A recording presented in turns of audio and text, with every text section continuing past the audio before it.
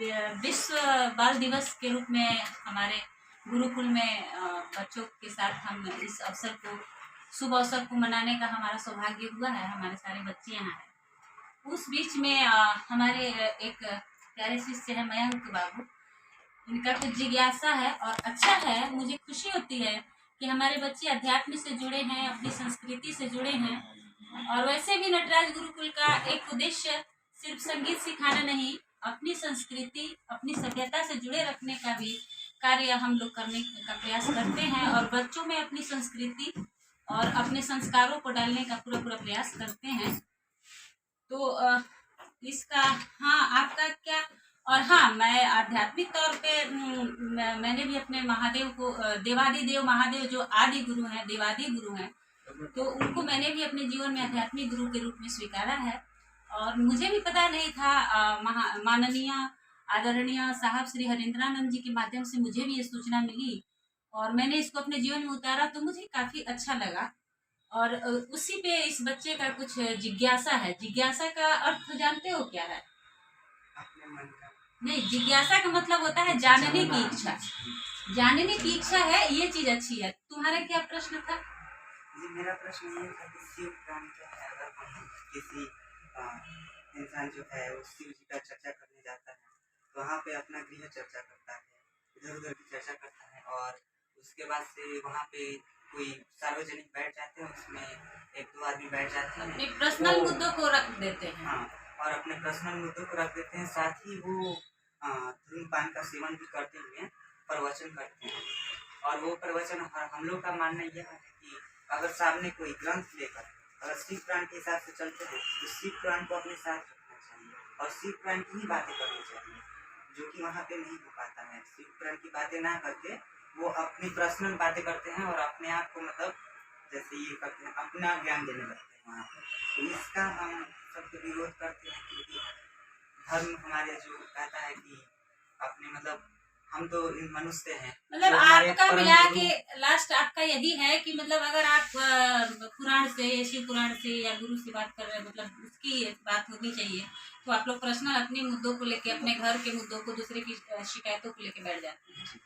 अच्छी बात है। मतलब सबसे सामान्य से बात है कि शिव चर्चा इसका नाम दिया गया, शिव प्रवचन नहीं दिया गया, शिव पूजा नहीं दिया गया, शिव चर्चा दिया गया। तो चर्चा का एक शाब्दिक अर्थ होता है बातचीत।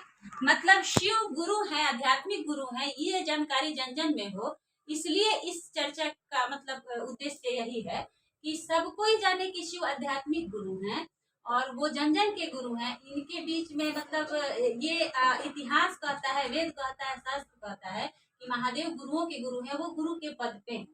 पहली बात। और दूसरी बात की जो आपकी शिकायत है, तो बेटा देखिए, एक चोर भी मंदिर में जाता है तो जो पूजा के ध्येय से जाते हैं वो पूजा करते हैं, और जो चोरी के ध्येय से जाते हैं वो किसी की देखते हैं ना, तो पता चलता है कि किसी का जेवर चोरी हो गया, किसी का पायल चोरी हो गया, किसी का चैन चोरी हो गया।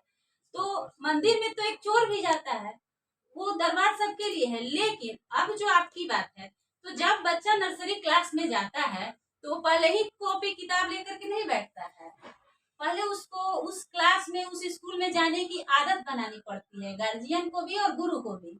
ठीक है, वो बच्चे जाएंगे, उनका काम ही है, पहले वो जिससे जुड़े हैं वो खेलेंगे, कूदेंगे, मारा पीटी करेंगे, लड़ेंगे, रोएंगे। ये प्रकृति उनका अपना एक लक्षण है। तो जो हम लोग करते आए हैं वो अचानक से तो छूटेगा नहीं। तो जो अभी अभी शिव को गुरु माने हैं, वो तो सोच में आ गया कि शिव को गुरु बनाना है, शिव को गुरु की, महादेव गुरु की तरफ चलना है, अध्यात्म की तरफ चलना है, लोगों को भी ये बात, ये उद्देश्य बताना है, ये सोच में आ गया। यही बहुत बड़ी बात है, वो भी इस कलयुग में। तो इसको पहले पूरा सुन लीजिए। तो ये अभी हम लोग नहीं होता है क्योंकि हम लोग जो इसमें मेच्योर हो गए हैं, जो इसको 2-4 साल में समझ चुके हैं कि शिव को गुरु बनाने के बाद क्या आत्मीय सुख मिलता है, किस तरह का व्यवहार में, विचार में, सब चीज में बदलाव आता है।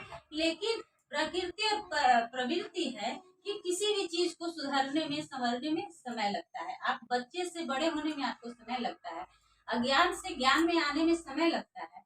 वही बात है कि जब आप शिव चर्चा में जाते हैं तो अभी हम उसको, जो हमारी प्रवृत्ति है उसी में रहेंगे। धीरे धीरे हम पे न गुरु ज्ञान देगा। एक ही बात नहीं होता है कि बच्चों को 5 mg का, 2 mg का प्रीतम अच्छे से जानते हैं, हॉस्पिटल से जुड़े हुए हैं, पदाधिकारी हैं हॉस्पिटल के। ये हम सौभाग्य है हम लोग का कि ये एक हॉस्पिटल के पदाधिकारी हैं, उसके बाद भी हमारे शिष्य हैं। तो इनको पता है कि छोटे बच्चों का जो है पावर बहुत कम दिया जाता है, उसको बड़े का पावर दे दिया जाएगा तो वो उसकी बीमारी ठीक नहीं होगी, वो उसको रिएक्शन कर जाएगा, हो सकता है उसकी जान भी जा सकती है। तो इसलिए थोड़ी थोड़ी ज्ञान, थोड़ा थोड़ा ज्ञान आएगा ना, एक ही बार आप पूरी सुधार की उम्मीद ना करिए। जब बच्चा अभी बच्चे नर्सरी क्लास में है, वो धीरे धीरे बड़ा भी होगा और धीरे धीरे समझदार भी होगा। तो जो लोग पहले से जुड़े हैं 2 साल 4 साल, उन लोगों के व्यवहार को देखिए। जैसे मैं ही हूँ, तो मैं आज लगभग 2006 से जुड़ी हूँ, तो कहीं ना कहीं एक स्थिरता, कहीं ना कहीं हमारे विचार में, व्यवहार में, जीवन में, और अचानक से घबराने की जो एक स्थिति थी, वो लोग कहते हैं कि महादेव दिखता थोड़े है कि आप लोग गुरु बनाए हैं, वो कैसे आपको ज्ञान देगा। तो हमारे आंतरिक मन में एक सुझाव आता है, हमें लगता है, हमें जो गलत होता है वो हमारा मन हमको आवाज देता है कि ये गलत है, सही होता है वो हमारा मन इंगित करता है कि ये करना चाहिए। तो बताने वाले ने बताया, हरिंद्रानंद जी ने बताया कि वो तो हमारे अंदर ही है, लेकिन सुसुप्त अवस्था में हो गया है, कलयुग से दब गया है, उसको जागृत करने की जरूरत है। तो वही हम लोग नॉन स्टॉप करते हैं कि हरे शिव आप मेरे गुरु हैं, मुझ पे दया करें। अब और कुछ जिज्ञासा? जी मैम।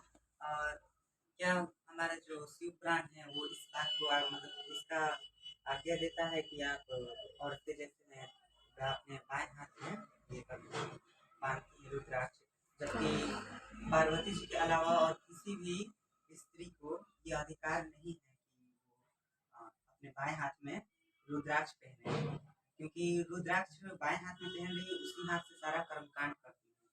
तो रुद्राक्ष का महान अपराध और रुद्राक्ष का बहुत बड़ा ये अनादर होता है। अब ये जान लीजिए, आप रुद्राक्ष की बात कह रहे हैं, तो रुद्राक्ष 2 तरह के होते हैं। एक रुद्राक्ष पंचमुखी होता है और एक एक मुखी होता है।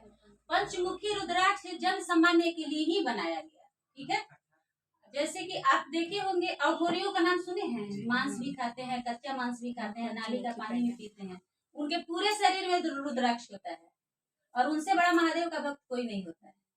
अब दूसरी बात एक और समझ लीजिए, भक्ति बहुत अलग चीज हो गई और शिष्यता बहुत अलग अलग चीज हो गई। भक्ति परिपूर्ण लोग जो वास्तव में शिष्य होते हैं किसी अच्छे गुरु के या महादेव के, जो शिष्य होंगे वही भक्त बन सकते हैं। और भक्ति का मतलब होता है ईश्वर से प्रेम करने वाला, और शिष्य का मतलब होता है सीखने वाला। तो हम लोग सीखने की स्थिति में है, ना कि हम लोग भक्त हैं। तो गृहस्थ जीवन में और भक्ति में सब, शिष्यता में सब अनिवार्य है। भक्ति में बाधाएं हैं, भक्ति में वो मतलब बंधन है, ये करना है ये नहीं करना है। और शिष्यता में सब कुछ गुरु पे है, और भक्ति में सब कुछ भक्त पे है कि क्या करना है क्या नहीं करना है, कौन मंत्र पढ़ना है, कब क्या करना है। और शिष्य का मतलब होता है एक रूप हो जाता है शिशु। शिशु मतलब बिल्कुल अबोध, जो अभी तुरंत तुरंत जन्म लिया हो। तो हम लोग अपने गुरु के आगे हमेशा शिशु ही हैं और अबोध हैं और सीखने की स्थिति में है। तो शिष्यता बहुत अलग चीज हो गई और भक्ति बहुत अलग चीज। भक्त का मतलब प्रेम करने वाला, जो प्रेम का मतलब क्या कि नॉन स्टॉप हमको उसको कैसे खुश रखना है ये ध्यान रखना है। और शिष्य का मतलब हम अबोध हैं, हमको क्या करना है तुम हमको बताओ, ठीक है। तो वहाँ गुरु जिम्मेवार हो जाता है और भक्ति में भक्त जिम्मेवार हो जाता है।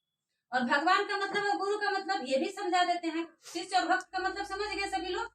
अब यहाँ गुरु और भगवान से क्या है, तो गुरु का मतलब है कि वो ज्ञान देता है, और ज्ञान जीवन के हर क्षण में काम आता है। एक बहुत बड़ा भक्त आपको 30 वर्ष 25 वर्ष, जितना हजारों वर्ष तपस्या आप लोग देखते होंगे रामायण में महाभारत में, कि हजारों हजार वर्ष तपस्या करते हैं, ईश्वर खुश होकर उनको वरदान देने आते हैं, दर्शन देते हैं और कहते हैं कि हमसे वरदान मांगो।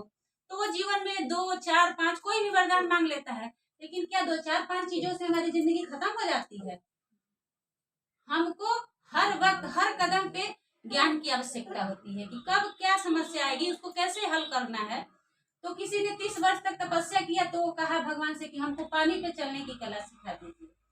तो 30 वर्ष में वो क्या सीखा, उससे जीवन में उसको क्या मिलता है? किसी ने कहा कि हम हाथ रख दे तो लोग भस्म हो जाएं, किसी ने कहा कि हम अमर रहें, इससे क्या होता है? लेकिन ज्ञान ही ऐसी अवस्था है, और अच्छा ज्ञान और अच्छा गुरु ही अच्छा ज्ञान दे सकता है। तो गुरु का काम है ज्ञान देना, जो कि हर पल आपके साथ है, और भगवान का काम है वरदान देना। तो वरदान आपको जीवन में एक ही बार मिलेगा, भगवान खुश होंगे तो मिलेगा, और वो जीवन के हर क्षण आपके काम नहीं आ सकता है। लेकिन गुरु का दिया हुआ ज्ञान जीवन के पल पल में आपके काम आ सकता है। क्या इस बात से सेटिस्फाइड है? बताए हैं, लेकिन हमारे प्रश्न का उत्तर लेकिन किंतु परंतु अब क्या प्रश्न है आपका? जी, मेरा प्रश्न रुद्राक्ष को लेकर। रुद्राक्ष को बता दी, पंचमुखी जन सामान्य के लिए है। एक मुखी में सारी बाधाएं हैं, सारा बंधन एक मुखी रुद्राक्ष के लिए। उसमें लहसुन प्याज नहीं खाना है, वो ये आदमी नहीं पहन सकता है, वो आदमी नहीं पहन सकता है। और पंचमुखी रुद्राक्ष हर कोई पहनने के लिए ये है। कभी पढ़ लीजिएगा। नहीं तो आप बता दीजिए क्या ताकि हम भी किसी को बता तो दिए, पंचमुखी रुद्राक्ष जन सामान्य के लिए है, वो कोई भी पहन सकता है। और शिष्यता में बंधन नहीं है, भक्त बनने में बंधन है। और एक मुखी रुद्राक्ष में शुद्धता की आवश्यकता है, पंचमुखी में शुद्धता की आवश्यकता नहीं। तो बस इतना ही जिज्ञासा था। क्योंकि महादेव कंकाल भी पहने हैं, महादेव भस्म से खुश होते हैं, तो इसलिए महादेव मतलब कहा जाता है कि जो समुद्र के किनारे बसते हैं उनको क्या कहा गया है कि मतलब आध्यात्मिक गुरु भी कहा गया है। तो आध्यात्मिक गुरु यानी जीवन में जो, अब मान लीजिए कि अब शेर है कि उसका भोजन मतलब शिकार करके ही खाएगा, तो आप कहिएगा कि पाप कर रहा है, तो कोई ईश्वर ही ने वैसा बनाया है, उसकी क्या दोष है भाई? उसको घास खाएगा नहीं, उसको प्रकृति और प्रवृत्ति नहीं बनाया है, तो उसमें वो कहे, आप कहिएगा कि पाप कर रहा है। तो अपने कर्म, जो भी आपका कर्म है वो आप करिए, क्या खाना है नहीं खाना है। जब हम लोगों के जो पूर्वज थे या जो भी पहले लोगों ने जन्म लिया, तो वो क्या कच्चा मांस खाने लगे, पत्ता फूल पत्ते खाने लगे। तो यही सारी बातें हैं, इसको बहुत ज्यादा भी इतना ही को उठा के किया जाए। और वास्तव में महादेव आध्यात्मिक गुरु है, और मैंने स्वयं अपने जीवन में इस बात को, इस चीज को उतारा कि हे महादेव आप मेरे गुरु हैं, मुझ पर दया कीजिए। और महादेव गुरु रूप में हम लोगों की सुनते हैं, और मुझे ऐसा लगा, तो मुझे लगता है कि आप लोग इस चीज को अपनाएं तो अच्छा लगेगा, क्योंकि हमारा संस्कार भी है, हमारी संस्कृति भी है, और हमारा अध्यात्म से जुड़ना हमारा कर्तव्य भी है। मानते हैं महादेव जी तो वैष्णव में सर्वप्रथम वैष्णव है। वो भगवान के सर्वप्रथम भक्त वही है, भक्त भी वही है और गुरु भी वही है, इस बात को मानते हैं। लेकिन जैसे अगर आप हैं यहाँ पे, मतलब सभी की गुरु हैं, और आप बहुत साल से रह रही हैं यहाँ पे, आप अगर कथा करने जाती हैं और धर्म पाठ का पहले सेवन करके उसके बाद से कथा करने जाती है, कथा करना, भक्ति करना, पूजा पाठ कराना अलग चीज है, और गुरु की बातचीत करना अलग चीज है। मैंने कहा ना कि महादेव एक चोर का भी गुरु है, एक साधु का भी गुरु है, एक पागल का भी है, एक मतलब हर किसी का है। लेकिन अगर हम सामूहिक रूप में अगर महादेव की तरफ किसी को ले जाने के लिए जा रहे हैं, तो हमको अपनी बुरी आदतों को थोड़ी देर के लिए वहाँ स्टॉप रखना चाहिए। अगर ऐसा कोई नहीं करता है तो वो गलत है। चलिए, धन्यवाद, थैंक यू।